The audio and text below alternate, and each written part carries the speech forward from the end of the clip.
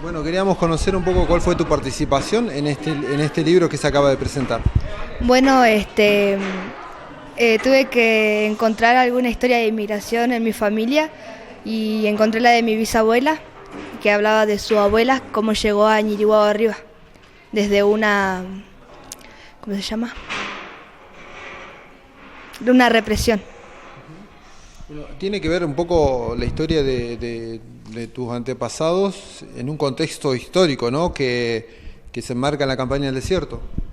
Claro, exactamente, de ahí más o menos ella contaba, en el libro aparece la entrevista que le hicimos, que le hice y nada, ahí cantaba, se reía y contaba mucho de su abuela, con mucho sentimiento.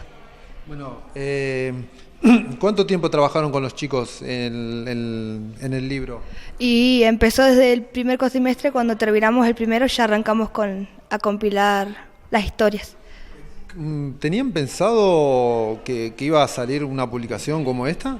Yo no, yo pensé que era un trabajo nomás que tenía que hacer y nada, igual yo lo hice a último momento porque nada, no he tenido tiempo. Bueno, pero han logrado publicar un libro, ¿no? Y han hecho la presentación.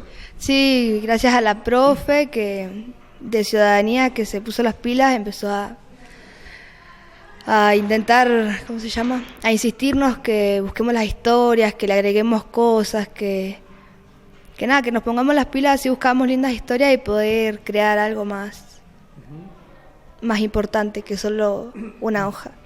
Bueno, sin duda tu historia reivindica, ¿no? Como señalaba tu profesora, al pueblo mapuche con la historia es la única, digamos, que hay que tiene que ver con un pueblo originario.